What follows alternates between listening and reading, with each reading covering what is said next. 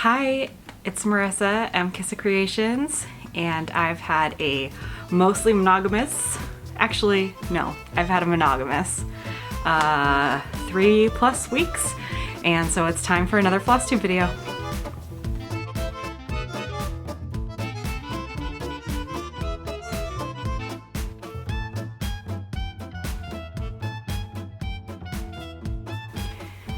Hi, it's Thursday, September 25th? Yeah, September 25th. And I have been stitching on the same project since August 30th. I have been really enjoying myself and really putting in a lot of stitches, and we're going to talk about one of my favorite full coverage projects. I really only have two, and I guess I love them both, but this one has just been calling to me for the last 3 weeks, and it still is. I took it off the Q-snap today because I hit a pretty big milestone and one that I was aiming for, and I'm gonna put it back in my Q-snap and put it back on my Lowry, and I'm gonna stitch on it some more because I'm not done yet. And I told my husband, I asked my husband, I go, is it bad if I am just gonna stitch on this again? And he was like, embrace the stitchy bug. So he's hip to the lingo now. My stitchy bug is here, and I'm enjoying my full coverage, and I'm enjoying being monogamous, which is not a usual thing. I don't know when the end date is for this. It will just come when it comes. I will say, it is a lie to say I've been all the way monogamous. I put in 2 of the solid squares, so 50 stitches total on 324. I'm not going to show you that today because you can't really tell the difference. It was just 2 little fill-in squares because I found specific colors that I was looking for while I was stitching on this project, and I like had them in my head that I thought I didn't have them. So I found them and I put them in, and so I was like, okay, I'm just gonna take care of those before I lose these flosses again. So I have been stitching, all on the same thing, all on Tiki Beach Sunset. So I'm going to tell you some of my stats on that before I show you my project.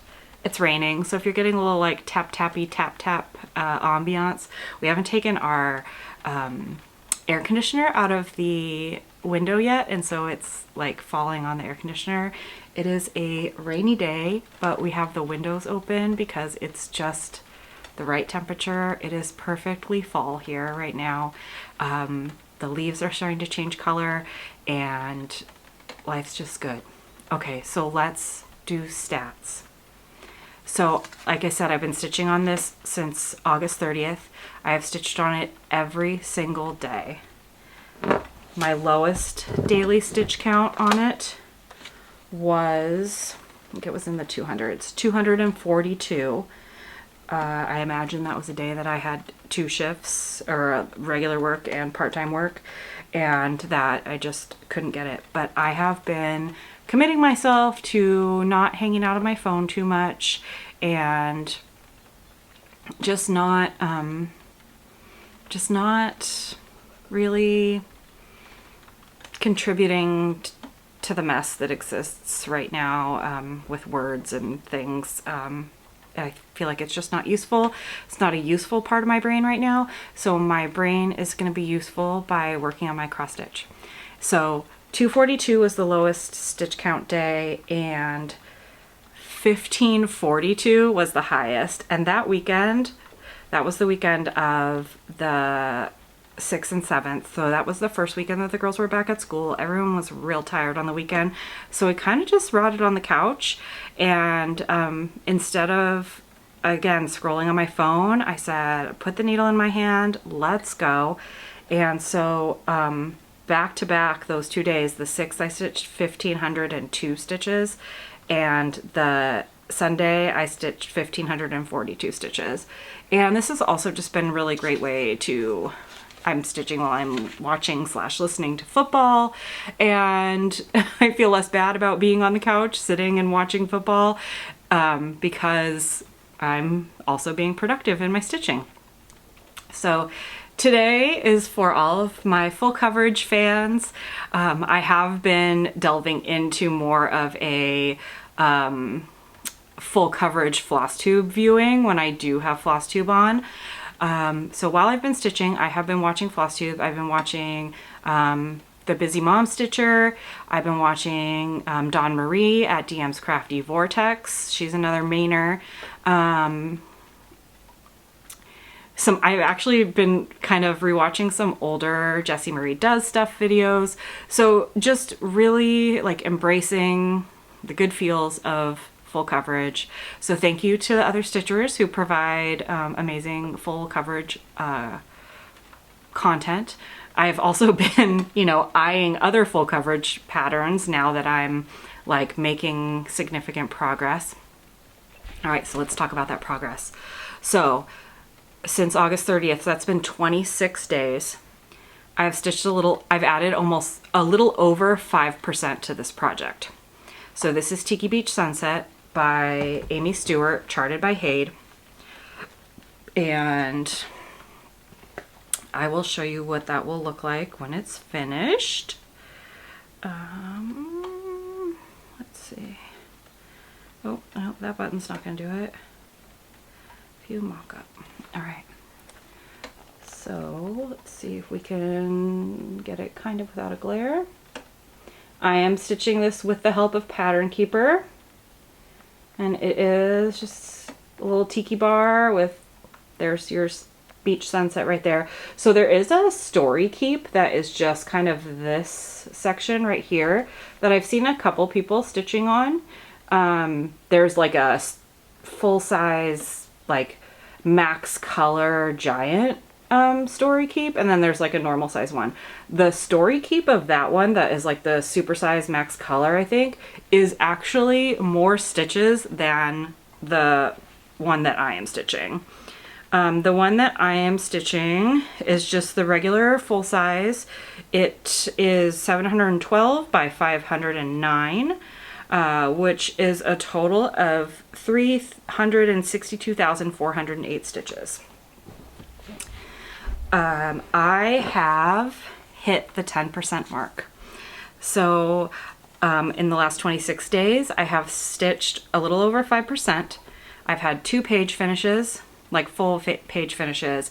I've stitched all the way across the top and all the way down the left side with no holes. Most of it is like between 2 and 5 stitches thick for the most part. Some of it's a little bit thicker, some of it has a little bit more done. We'll look at that. And then I am at 10.01% right now. I have stitched 36,294 stitches total. I have 3 total pages finished, but when you do the math on the pages, it comes out to a little over 4.5. So I have the stitches in that would cover 4.5 pages, but I don't have, because of the way I stitch, it doesn't have 4 complete pages full. And let's see, the project in full is 45 full pages and 15 partials. In those 26 days, I stitched 19,404 stitches with an average daily stitch count of 746. But again, that ranged again from 242 stitches a day to 1,542 stitches a day. So there's a lot of 600s in there. I think that's like where if I can do a little bit in the morning and then a little bit in the evening, those tend to be the more productive times in that. So without further ado,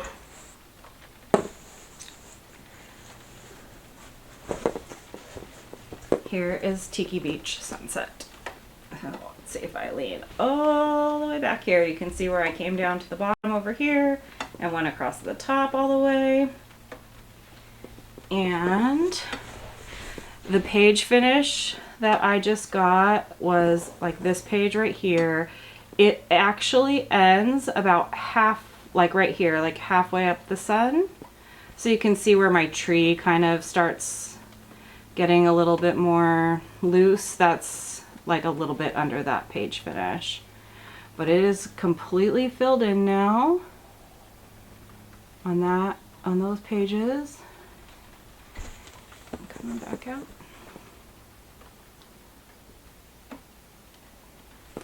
I'm just like,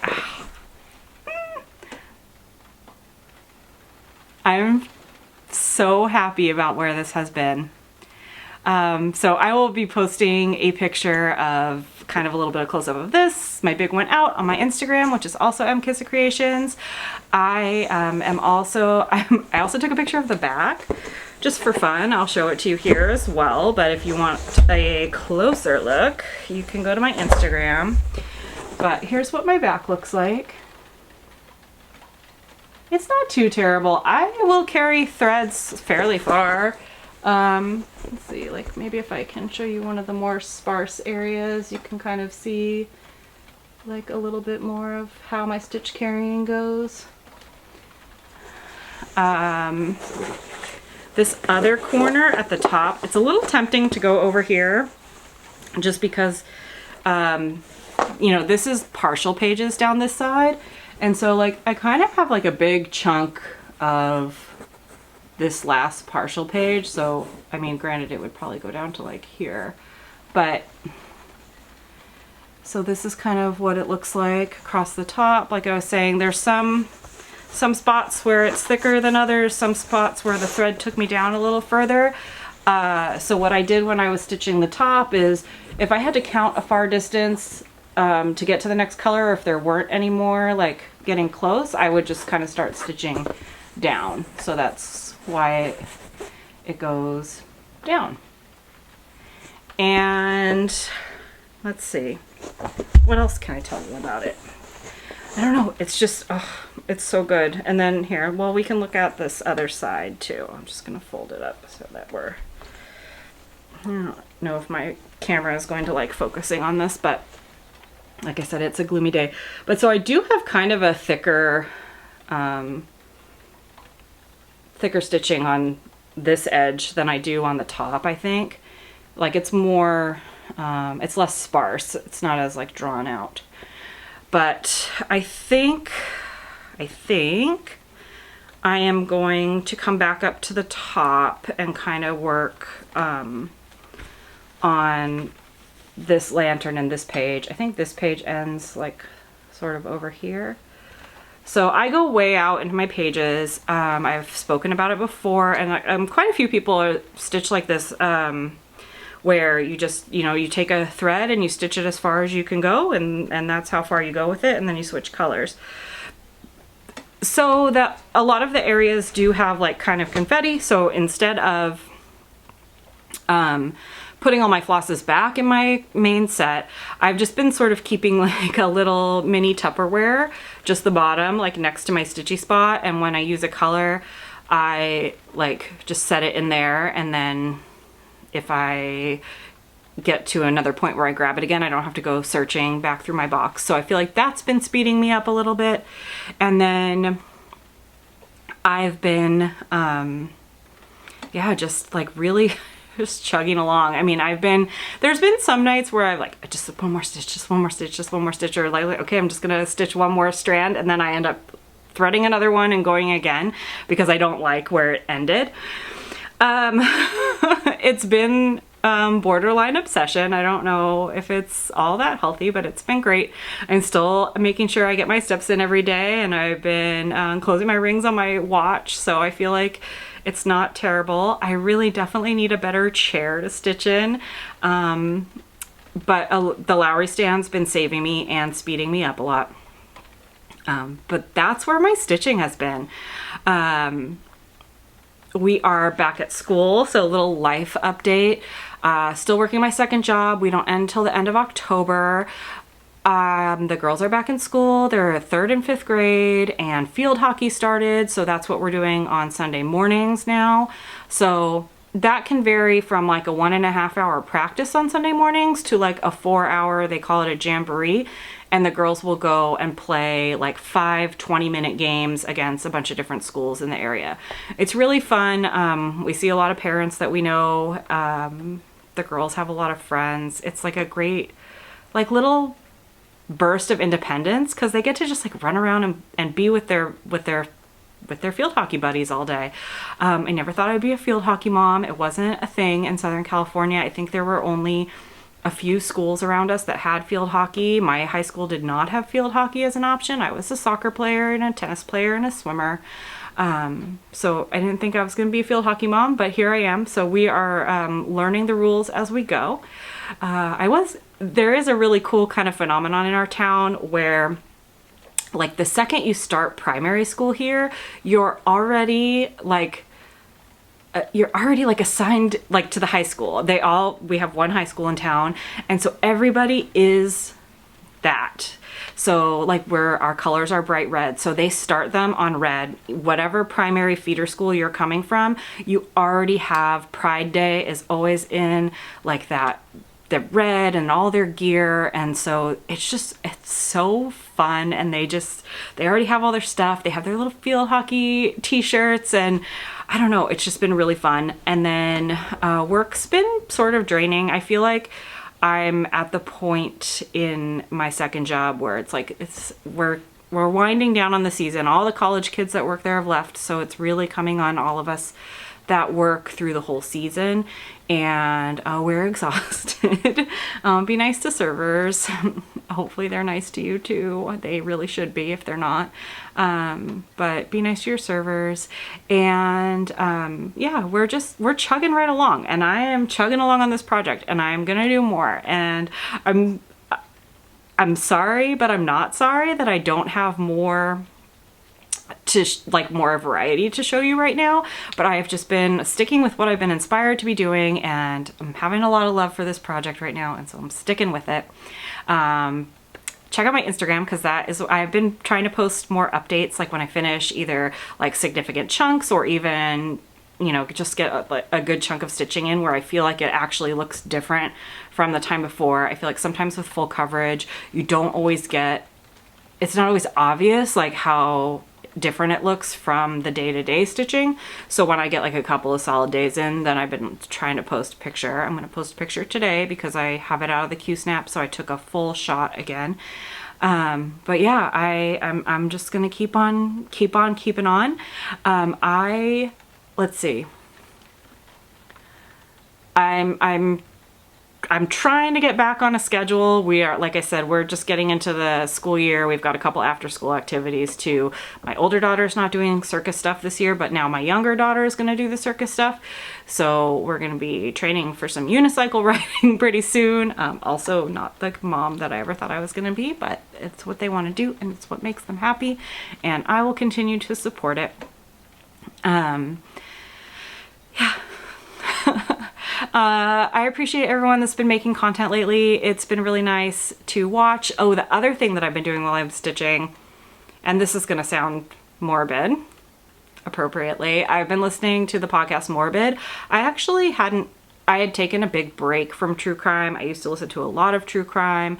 And then there was like upheaval in two of the podcasts that I listened to very regularly, and it just felt really icky to be listening to them still after what came out about some of the podcasters that were either on regularly or that were hosts of those two podcasts. And so I had stopped watching it. Plus my girls were young. I don't know, when you have young kids, sometimes some of those are hard to listen to. But with everything that's going on, delving into that world of like, how can people do this, and why do people do this, and also this, I've been listening to Morbid, and I've been like catching up from like their beginnings, and they do really fun episodes on like haunted lighthouses and spooky lakes and like kind of the stories that surround them and why. They're pretty good about making sure to advocate for the victims and to not victim blame, and just really making that clear. They're from Boston. They're just really fun to listen to. I have been enjoying them so much. So if you like that kind of stuff, check out Morbid the podcast. I don't get any points for telling you that. I just have been enjoying it, so I thought I would share it with you. And yeah, I hope to see you again soon. I hope to have more Tiki Beach Sunset for you, and who knows, maybe I will get inspired to put 20,000 stitches into another piece, and we might actually finish some stuff. But as of right now, this is where I'm going. Full coverage Marissa is here for a little bit. And yeah, I think another part of it is that, like, if I want to get more full coverage, then I need to work on the full coverages that I have. So that's what's happening, because there's some more full coverages out there that I really, really like. And I'm really, though, enjoying seeing the process and seeing new things appear in this cross stitch. It is so busy. It's an Aimee Stewart. I really like that it's not just like a bunch of big background, and that it, like, you're stitching new little things. And granted, it makes it like I can't even imagine doing like max color on this, because it's already pretty confetti heavy just because of how busy the pattern is in general. But yeah, I'm pumped. I am so pumped. I think you can tell. Can you tell? I think you can tell. Anyways, I will talk to you later, and I hope you have the best week available to you and that you are getting stitching done. Bye.